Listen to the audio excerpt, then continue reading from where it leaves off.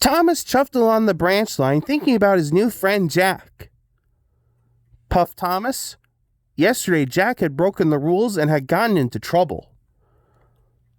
The pack was winding the road beneath the old quarry bridge.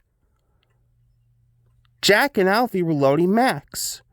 Dust and dirt flew everywhere. Work had never been so much fun. Jack felt very proud. He worked hard, been very good, and followed all the rules. But he was still worried Miss Jenny wouldn't let him stay. Ned the steam shovel was cheerfully clearing rocks. Ned has a big bucket and a big heart. Sometimes his bucket is too full, said Ned cheerfully. Thomas couldn't wait to get to the old bridge. He knew the pack was working there. He could see how Jack was doing. Back at the site, the foreman shouted. Cried Jack. Before anyone could stop him, Jack raced under the bridge.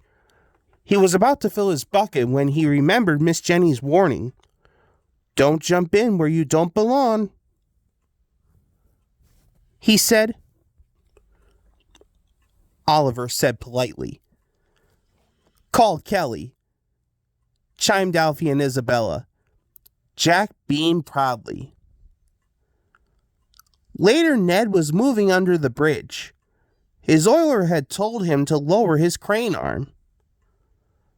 Then there was trouble. Ned hadn't lowered his crane arm far enough and knocked loose the important keystones. The bridge started to crumble.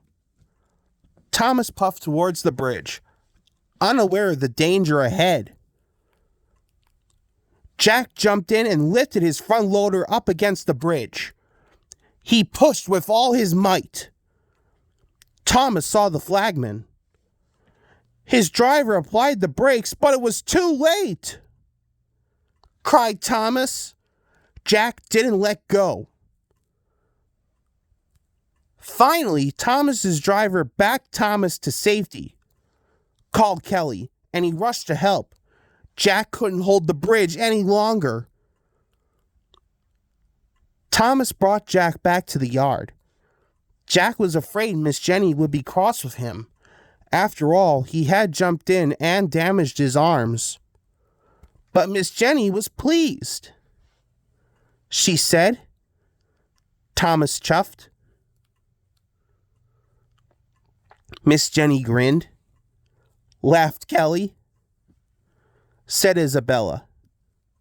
Cheered Alfie. Jack was so happy he couldn't think of anything to say.